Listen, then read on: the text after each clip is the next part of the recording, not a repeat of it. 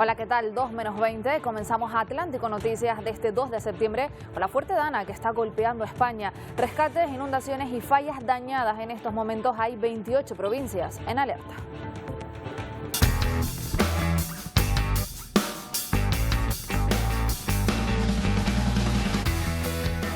Las lluvias y tormentas continuarán hoy en amplias zonas de la mitad norte y este de la península, extendiéndose también a Baleares. La zona más afectada en estos momentos es Tarragona, 232 litros por metro cuadrado. También varias zonas de Toledo han quedado inundadas, pero no solo en España. En estos momentos Nueva York y Nueva Jersey declaran el estado de emergencia por las inundaciones de la tormenta Aida.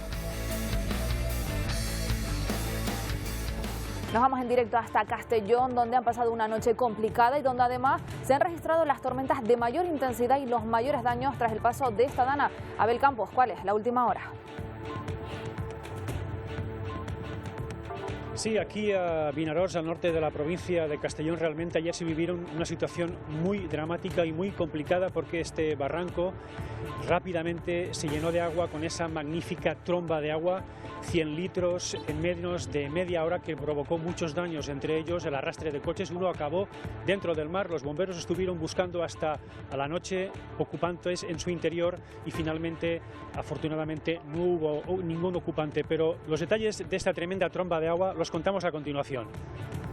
Y aquí en Canarias hoy reunión del Consejo de Gobierno, entre otros asuntos, para definir los aspectos del decreto ley que busca aglutinar toda la normativa sanitaria aprobada durante este año y medio de pandemia. Será esta tarde cuando conoceremos las decisiones que se adopten. Antes, el presidente de Canarias, Ángel Víctor Torres, y la ministra de Derechos Sociales, Ione Belarra, han firmado el convenio de colaboración para la ejecución de proyectos con cargo a los fondos europeos procedentes del Mecanismo para la Recuperación y Resiliencia. Más de 100 millones de euros que se destinarán a lo largo de los próximos años.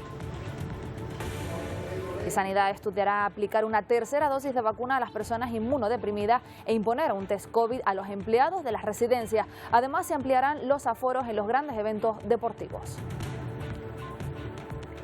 Y hoy también seguimos pendientes de Madrid. Allí el ministro de Migraciones, José Luis Escrivá, ha hecho hoy balance de la operación de acogida que España ha llevado a cabo tras la evacuación de Afganistán. Una cita donde también se ha hablado de la crisis migratoria que se reactiva en estos momentos en el archipiélago. El ministro asegura que no se volverá a revivir una situación como la que se sufrió en Arguineguín el pasado año, porque según dice hay recursos suficientes para la acogida de los migrantes. Y también en Atlántico Noticias conoceremos cómo fue el rescate que se llevó a cabo en el desierto de Arizona, en México. Nos hablan los equipos de emergencia que lograron salvar a un bebé de 3 años cuya madre y hermana murieron tras ser abandonados sin agua ni comida. Una historia que muestra el drama de la ruta migratoria desde América Latina.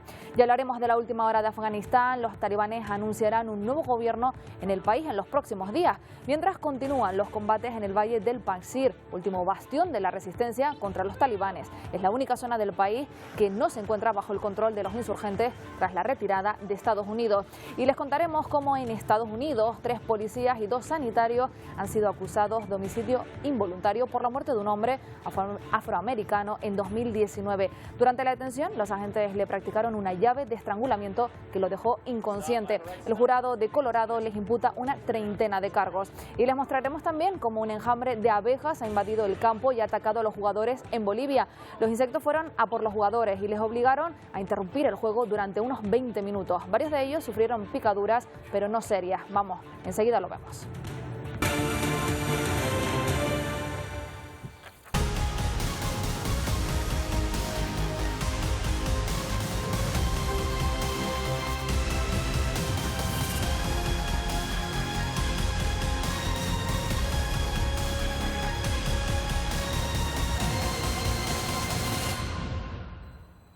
Arrancamos ya Atlántico Noticias y lo hacemos en Castellón, donde este miércoles se produjeron las tormentas de mayor intensidad de toda la península, numerosos rescates, inundaciones que dejan hoy a 28 provincias en alerta. Abel Campos, ¿cuál es la última hora y dónde te encuentras?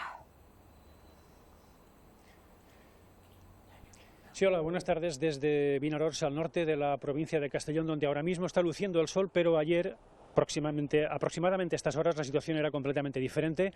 Recordemos que una monumental tromba de agua dejó 100 litros por metro cuadrado en media hora y provocó que este barranco, el barranco del Triador, creciera de forma espectacular, llevándose todo lo que encontraba a su paso. Vemos como las edificaciones de izquierda a derecha, muchas de ellas tienen sus paredes, digamos que en equilibrio. El agua, la fuerza del agua se llevó a mar adentro incluso un vehículo que encontró en este mismo barranco, una situación muy angustiosa que los bomberos con un helicóptero estuvieron comprobando si en su interior habían o no ocupantes.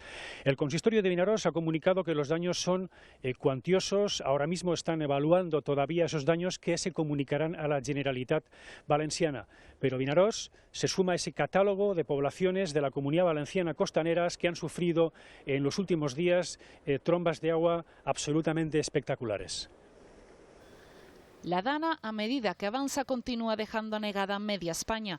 En Cataluña, la Generalitat ha anunciado este jueves ayudas para los municipios de Montsià y del Bajo Ebro. Fueron los más afectados por las inundaciones.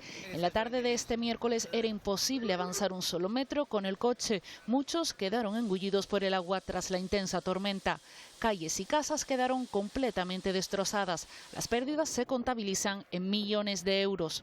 Desde el cielo, esta es la imagen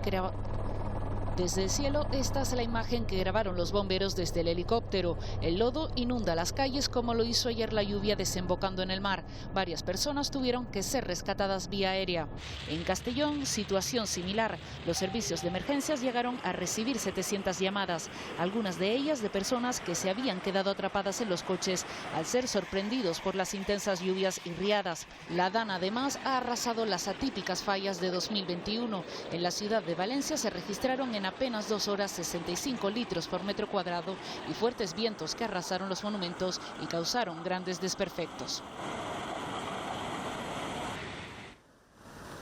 También de manera considerable a la provincia de Toledo. La enorme tromba de agua dejó incomunicados barrios, casas y destrozó en varias calles de la zona del casco histórico. El torrente que bajaba las cuestas a gran velocidad desembocó en el Tajo, mientras se llevaba por delante todo lo que encontraba a su paso, incluidos los vehículos. Se calcula que pudo dejar entre 40 y 60 litros por metro cuadrado.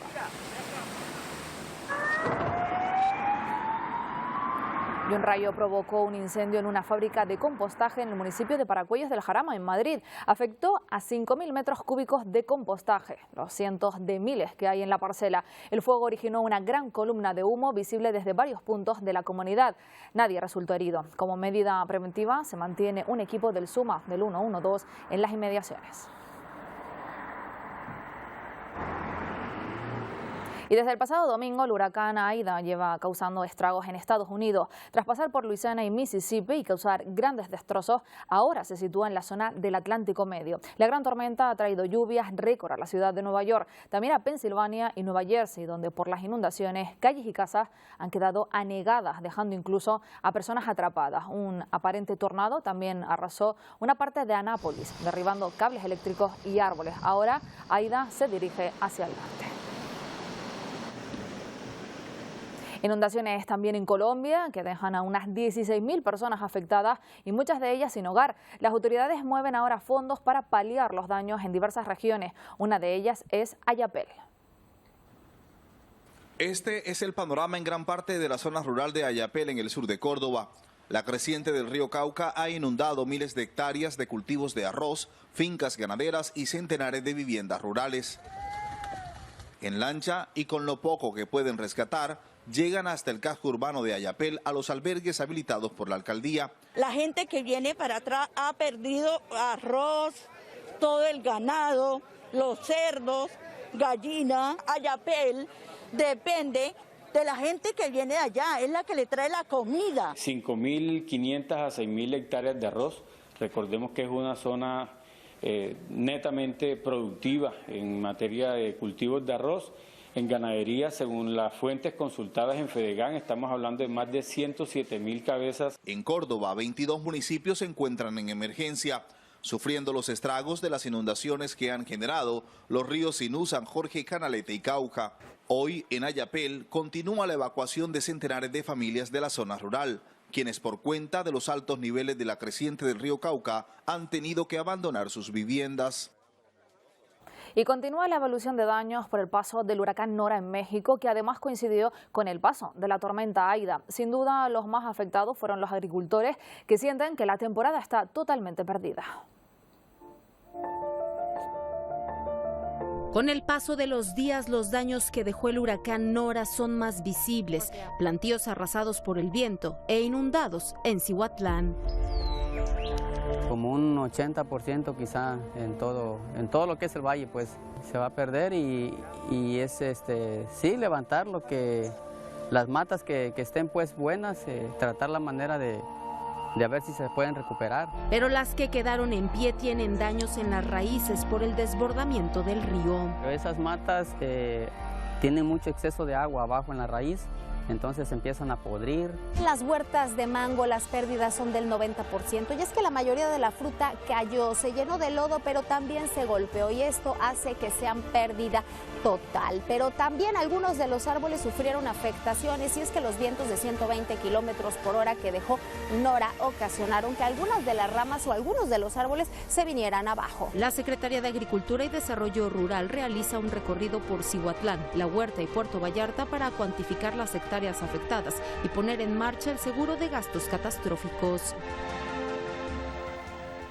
Y en este punto del programa, y como cada jueves, saludamos a la periodista María Rosman para hablar de toda la actualidad de Estados Unidos. Buenas tardes, María. Hola, muy buenas tardes. Empezamos hablando del tiempo, de las intensas inundaciones que ha provocado el paso del huracán Aida por el país. En estos momentos Nueva York y Nueva Jersey declaran el estado de emergencia por estas inundaciones, pero vamos primero a conocer cómo está la situación en Washington y para ello ahora nos cuenta la última hora Sofía Pisani. La zona metropolitana de Washington, D.C. se prepara para más precipitaciones y posibles inundaciones, luego de que fuertes tormentas dejara las calles inundadas de algunas zonas y personas atrapadas durante horas de la madrugada.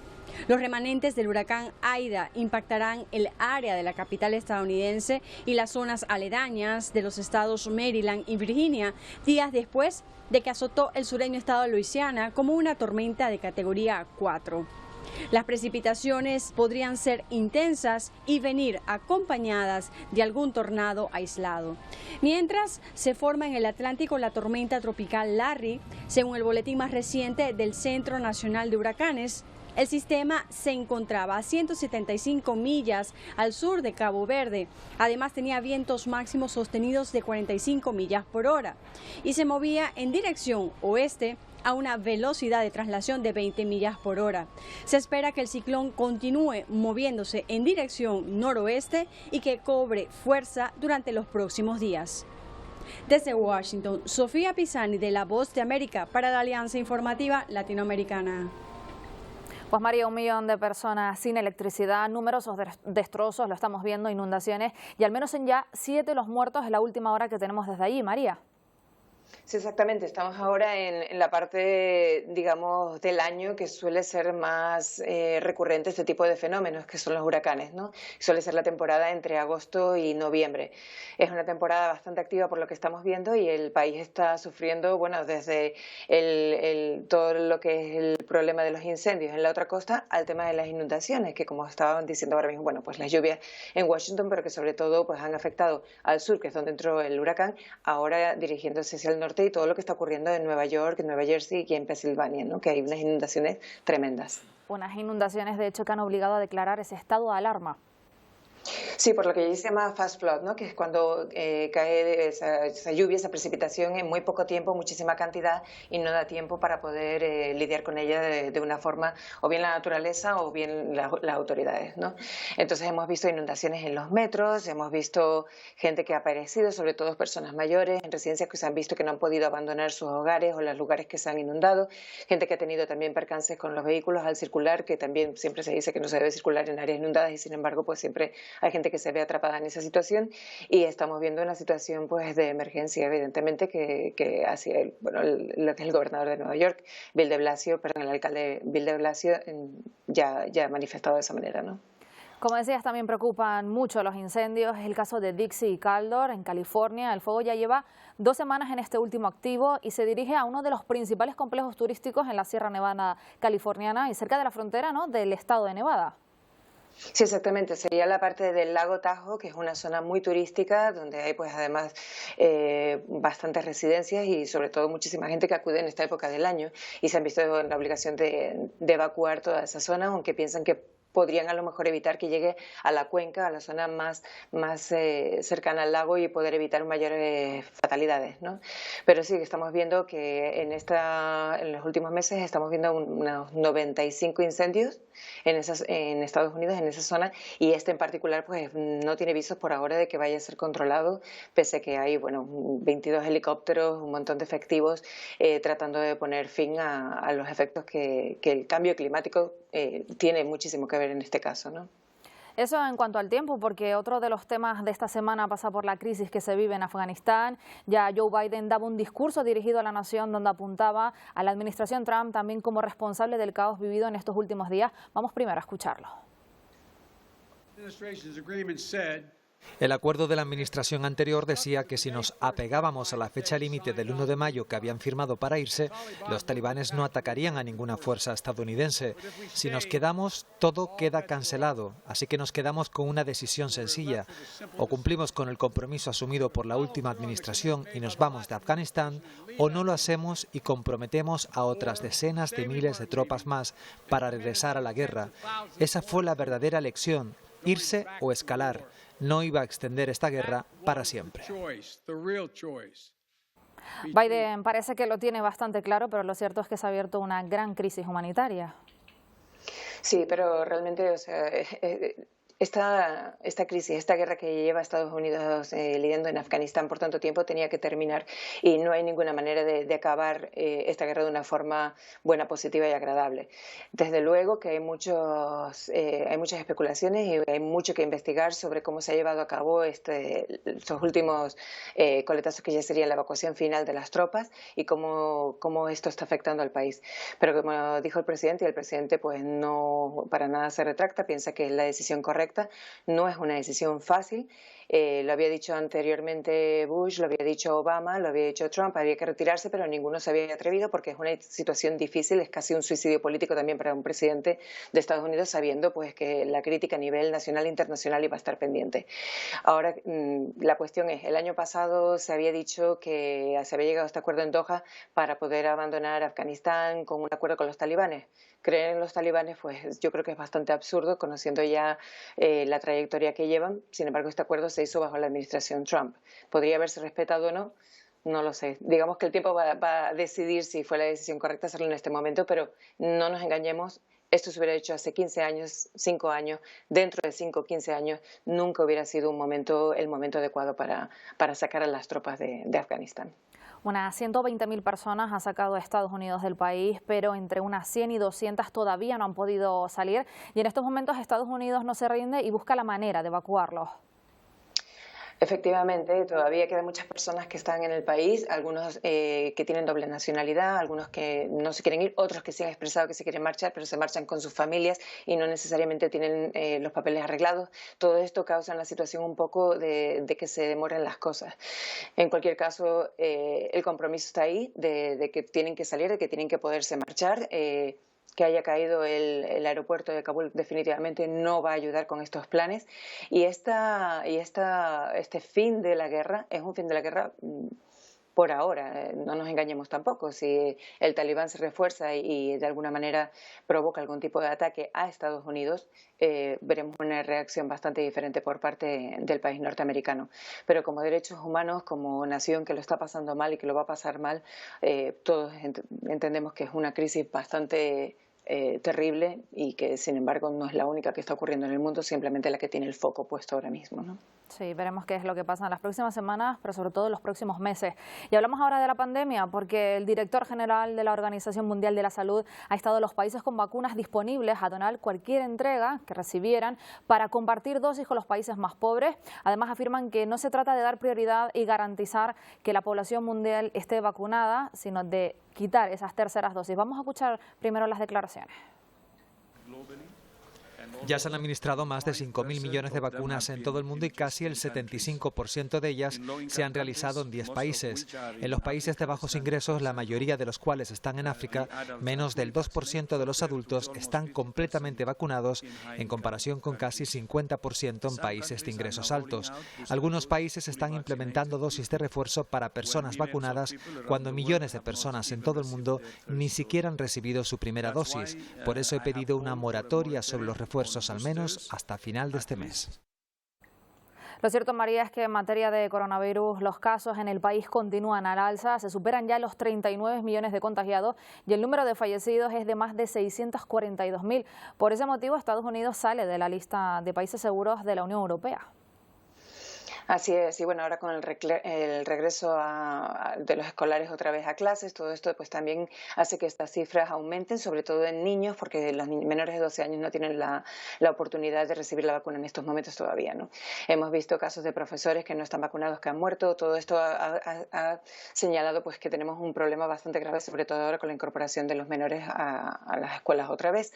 Hemos visto que se han desperdiciado muchísimas vacunas, que se quiere volver de alguna manera a dar una dosis más a las personas que lo necesiten o que lo quieran, ya al margen de las personas que tienen problemas de inmunidad. En Estados Unidos se está ofreciendo esa posibilidad a todos y por supuesto que los casos siguen creciendo, sobre todo en aquellos estados en el sur de Estados Unidos principalmente, donde se ha convertido en una guerra política el tema de la vacuna, la ignorancia impera y mucha gente ha decidido no vacunarse, creando esta situación que al fin y al cabo va a afectar a todos, porque ahora también hemos visto un poco el tema de reciprocidad, ¿no? Por una parte, Estados Unidos no permite a los europeos visitar para vacaciones o como turistas.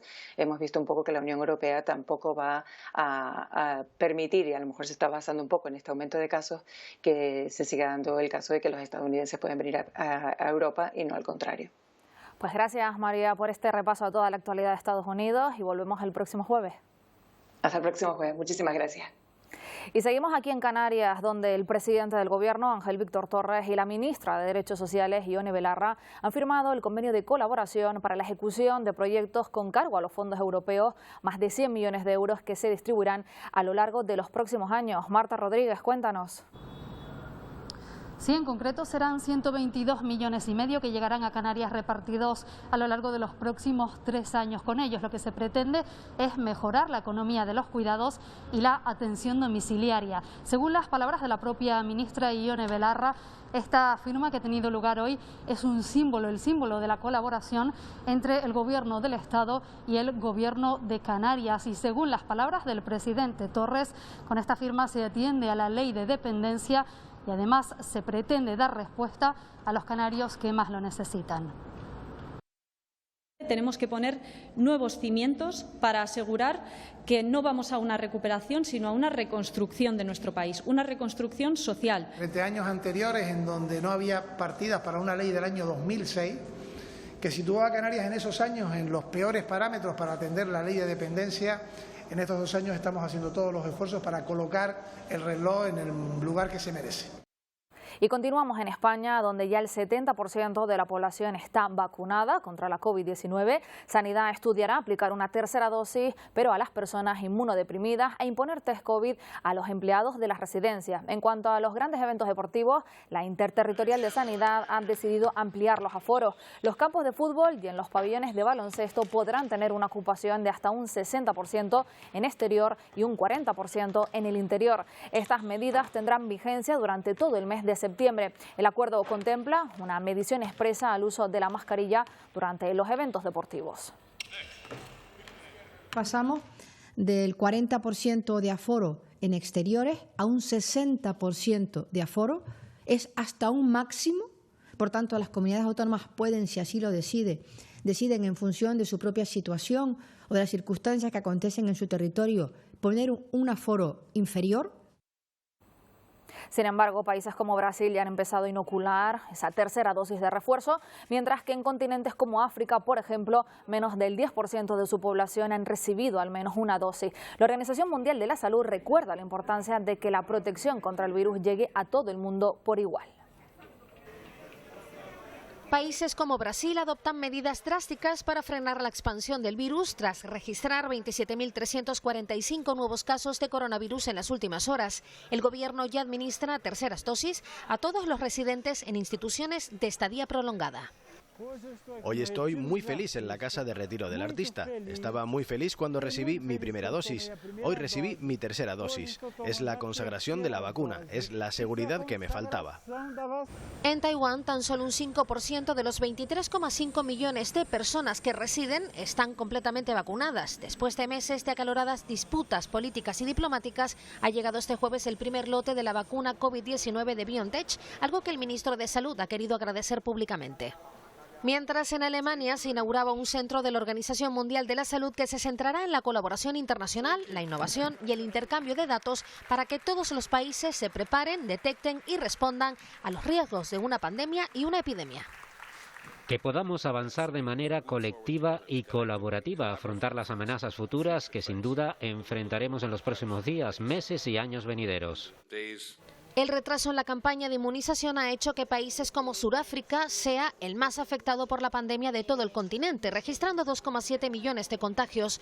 Urge llevar la vacuna contra la COVID al mayor número de ciudadanos posible. Por ello han puesto en marcha este centro de vacunación masivo, una antigua estación y un tren que acerque la vacuna a las zonas rurales del país.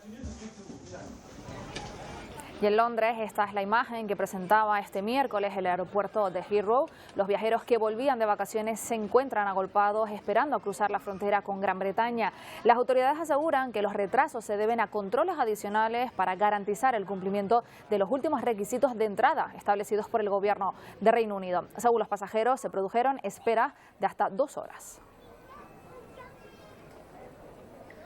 Y el coronavirus afecta especialmente al colectivo de embarazadas. La enfermedad se intensifica hasta en un 50%. En las últimas horas hemos conocido el testimonio de una paciente de 34 años que ingresó embarazada en la unidad de cuidados intensivos de un hospital de Madrid por complicaciones derivadas de la COVID-19 y de la que no estaba vacunada. Ha salido de la unidad de críticos después de una cesárea de urgencia. Ella misma nos cuenta su experiencia.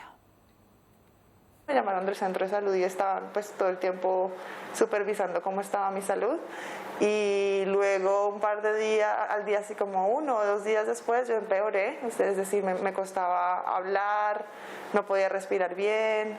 Entonces del centro médico, del centro de salud, me dijeron que me fuera a urgencias y decidieron que me iban a hacer una cesárea en las 31 semanas de embarazo que tenía.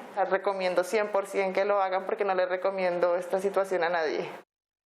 Pues debido a situaciones de este tipo, desde el Ministerio de Sanidad se ha hecho un llamamiento masivo para que todas las gestantes se vacunen independientemente de su mes de gestación. Además, en las últimas semanas, el Hospital Universitario Nuestra Señora de la Candelaria ha detectado que anticuerpos de la COVID en la sangre del cordón umbilical de un bebé de una madre ya vacunada. Vamos a hablar hoy en Atlántico Noticias con Isis Suárez, es supervisora de enfermería del área de paritorio de este hospital. Muy buenas tardes.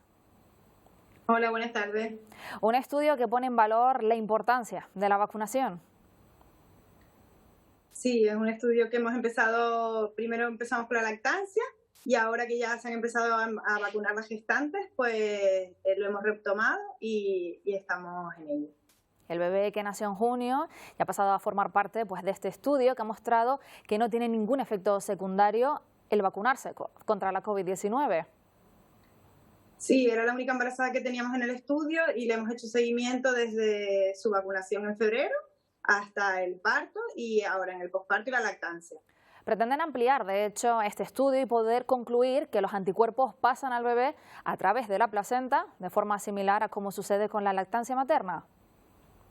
Exacto, sí. Sí, necesitamos una muestra más amplia para poder tener unos resultados fiables o estadísticamente significativos.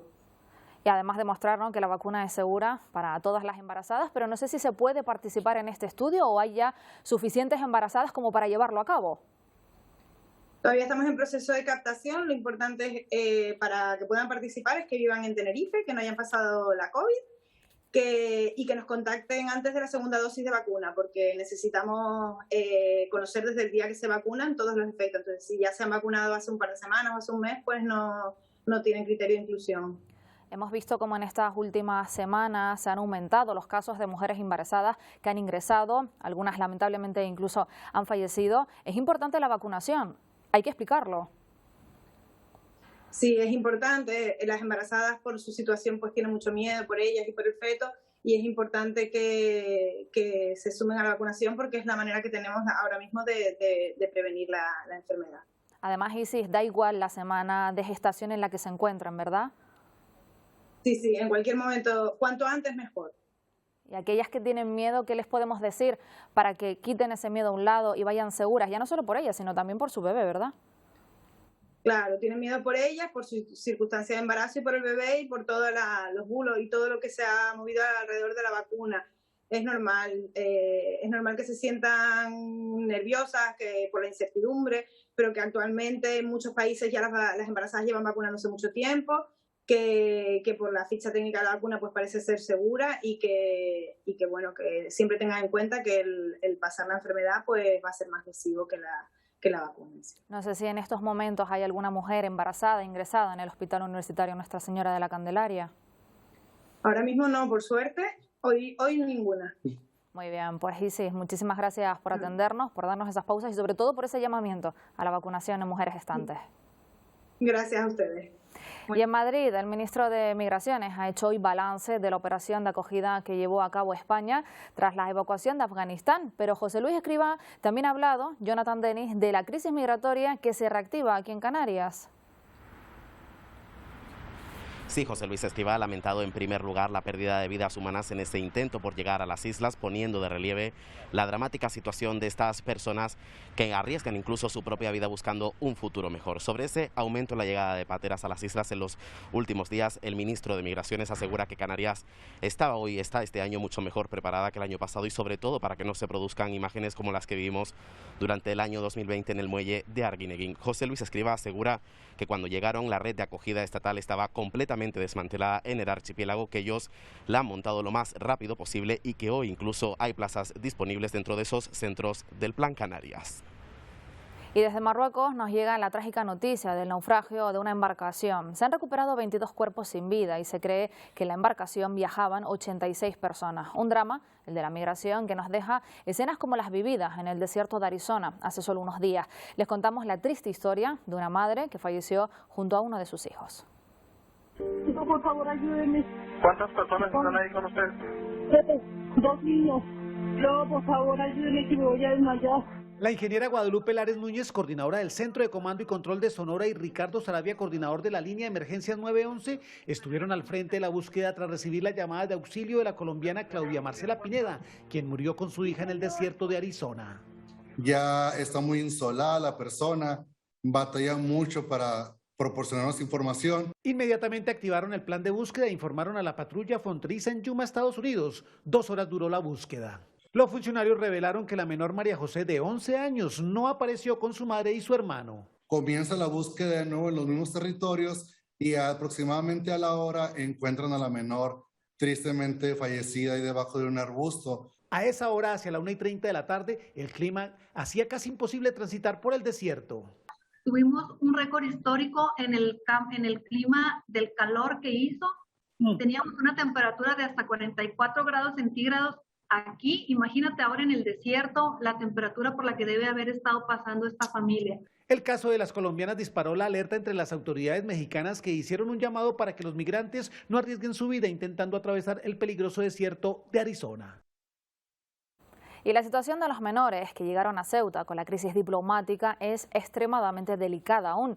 Las cifras oscilan, pero según el gobierno de Ceuta estamos hablando de alrededor de 700 los niños y niñas procedentes de Marruecos que la ciudad mantiene bajo su tutela y que están acogidos en los recursos de emergencia que la ciudad puso en marcha para atenderles. Vamos a hablar hoy con Patricia Fernández, es abogada de la ONG Coordinadora de Barrios. Buenas tardes. Hola, buenas tardes. Ceuta deberá gestionar la acogida de todos ellos después de que el Ejecutivo Autónomo haya descartado de momento su derivación a otros recursos de la península. Bueno, Ceuta lo que debe hacer efectivamente es ejercer la tutela de estos niños, algo que todavía no está haciendo porque no se han constituido las tutelas como se debería.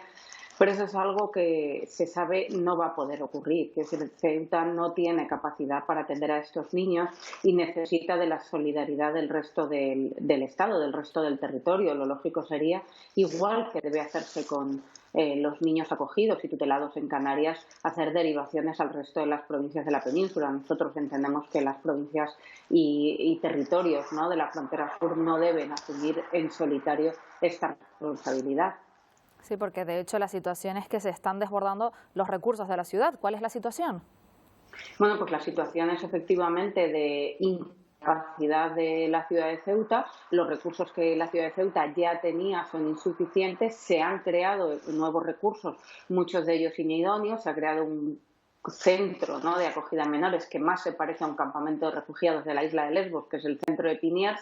Hay un polideportivo donde los niños están mal atendidos, donde además nos consta que la última semana no pueden salir ni siquiera de ese polideportivo de Santa Amelia. Y además hay muchísimos niños en situación de calle que han huido como consecuencia del miedo a la repatriación o de su deseo de cruzar a la península, ¿no? Por lo tanto, pues miedo de los niños ante la posible repatriación, pero también miedo y preocupación de todas las demás personas del sufrimiento por el que van a pasar estos niños y del riesgo que tienen de ser tratados, de ser traficados o de morir en el tránsito hacia la península. Sí, de hecho, el presidente ceutí, Juan Jesús Rivas, y el presidente del Gobierno han pactado acelerar la tramitación de los expedientes pues para proseguir con las devoluciones. ¿Se llevarán a cabo? Bueno, parece que el empeño, ¿no?, de las dos administraciones es la de seguir adelante con esos expedientes de repatriación, pero es que esos expedientes de repatriación lo primero que exigen es una evaluación individualizada de los niños, y eso no se puede hacer en centros hacinados donde los niños ni siquiera están tutelados, donde los niños, digamos que tienen un sistema de aislamiento prácticamente del resto de la sociedad. Es imposible saber lo que necesita un niño si el niño no está bien atendido, ¿no?, porque nunca va a confiar en los educadores para contarle qué es lo que le pasa. Por lo tanto, este sistema que han ideado las dos administraciones pues viene a ser una nueva vulneración de los derechos de la infancia. Lo que hay que hacer es trasladar a los niños a Península o a algún lugar donde puedan ser bien atendidos, y una vez que los niños están bien atendidos, se ve qué es lo que es lo mejor para ellos. Si lo mejor para ellos es el retorno a Marruecos, pues deberán retornar, y si retornar a Marruecos es un riesgo para su vida, para su libertad o para sus derechos, deberán permanecer en territorio español. Y mientras tanto siguen pasando las semanas, llega esa vuelta al cole, ya han decidido habilitar aulas en 5 institutos pues para escolarizarlos, pero hablamos solo de 250 menores de casi 700 que hay. Bueno, pues un nuevo atropello, ¿no?, a los derechos de la infancia. Hay que pensar que Ceuta y Melilla ya son lugares, ya son territorios donde habitualmente no se escolariza a los niños extranjeros. O sea, hay niños nacidos en Ceuta y niños y niñas nacidos en Ceuta, en Melilla, que habitualmente no son escolarizados porque son de nacionalidad marroquí y no tienen papeles, ¿no? Viven con sus familias y ya no se les escolariza. La decisión de crear estas aulas, ¿no?, de inmersión, nosotros lo que entendemos es que son aulas de segregación que no son compatibles tampoco con los derechos de la infancia, y que lo que demuestran es la perseverancia o la persistencia del Gobierno de España de seguir negando los derechos de estos niños. Como hemos señalado, no hay recursos educativos, no hay recursos sociales, no hay ni siquiera terreno físico en la ciudad de Ceuta para atender a tantísimos niños, y por lo tanto, bueno, pues tampoco va a haber posibilidad de escolarizarlos adecuadamente y como requiere cualquier niño. O sea, no podemos renunciar a algo que es una conquista de la Convención de los Derechos del Niño, que es la categoría universal del niño o de la niña. El niño y la niña son niños y niñas, sean de donde sean, vengan de donde vengan y sean como sean, ¿no? Entonces, si renunciamos a eso, bueno, pues estamos renunciando a parte, ¿no?, de nuestra tradición jurídica, y estamos renunciando a los derechos de la infancia. Al menos garantizar esos derechos fundamentales. Muchísimas gracias, Patricia Fernández, abogada, por atendernos aquí en Atlántico Noticias. Muchas gracias a vosotros. Y ahora se afianzan los flujos migratorios de afganas y afganos. La comunidad internacional piden a los talibanes que abran una vía segura para seguir con las evacuaciones. Se espera además que en unos días anuncien el nuevo gobierno. Desfile militar para celebrar la retirada de las tropas internacionales y lo que consideran como una victoria a una guerra de 20 años. Será cuestión de horas o de días para que los talibán anuncien la formación de un nuevo gobierno. De hecho, organizan una ceremonia en el Palacio Presidencial que tomaron hace solo unas semanas. En los últimos 20 años han lanzado propaganda contra nosotros, acusándonos de matar personas y destruir ciudades. Pero desde que recuperamos Kabul no destruimos nada. Entre sus promesas se encuentra el respeto a los derechos humanos y no tomar represalias contra colaboradores de la administración anterior. Pero Estados Unidos y la Unión Europea desconfían y anuncian no reconocerán al nuevo ejecutivo de los insurgentes. El ministro de Exteriores británico se cita hoy con el emir de Qatar para abordar la crisis afgana con la reanudación de los vuelos y la evacuación segura de quienes deseen salir del país. En este sentido, Francia negocia con los talibán con la mediación de Qatar y parece que el diálogo es algo necesario. Es la postura de Bruselas, que aboga por mantener el contacto con ellos para no perder influencia en el terreno. Pero quizás lo que más preocupa sea la propia población, que tendrá que hacer frente a una guerra de guerrillas con al menos 13 grupos étnicos distintos. También las mujeres temen que el carácter misógino implantado en los 90 vuelva a repetirse. Y en la frontera de Gaza no cesan las protestas contra el gobierno de Israel. Los simpatizantes de Hamás incendian la línea y denuncian el bloqueo al que las tropas israelíes les tienen sometidos. Por su parte, Israel descarta reanudar el proceso de paz con los palestinos tras más de 50 años de ocupación y ven inviable unas nuevas negociaciones. Y en Estados Unidos, 3 policías y 2 sanitarios han sido acusados de homicidio involuntario por la muerte de Eliak McClain, un hombre afroamericano que murió en 2019. Durante la detención, los agentes le practicaron una llave de estrangulamiento que lo dejó inconsciente. Los paramédicos que acudieron al lugar le inyectaron más dosis de ketamina que la que le correspondía por su peso. McClain, de 23 años, murió poco después en el hospital. El jurado federal de Colorado imputa a los 5 acusados una treintena de cargos. Y arranca en Pontevedra el juicio contra una veintena de personas relacionadas con el alijo de 1.700 kilos de cocaína intervenidos entre Azores y Funchal en 2018.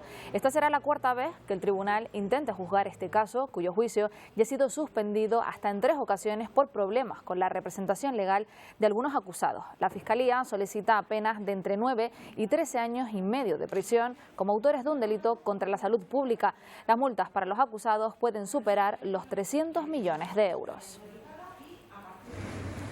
Y el ejército colombiano se ha incautado de casi 2 toneladas de cocaína que iban a bordo de una embarcación semisumergible en el Pacífico Sur. Esta operación ha permitido sacar del mercado más de 40 millones de dosis de cocaína que iban a ser distribuidas en países vecinos.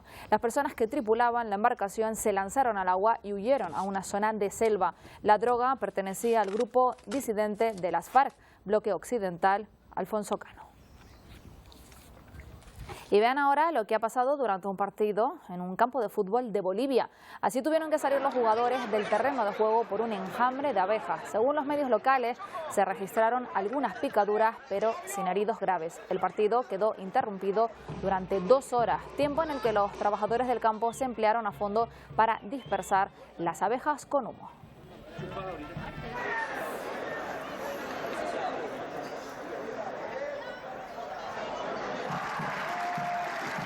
Pues así terminamos hoy Atlántico Noticias y nos vamos a despedir con el impresionante desfile de Dolce & Gabbana de alta moda que cautivó en Venecia por todo lo alto.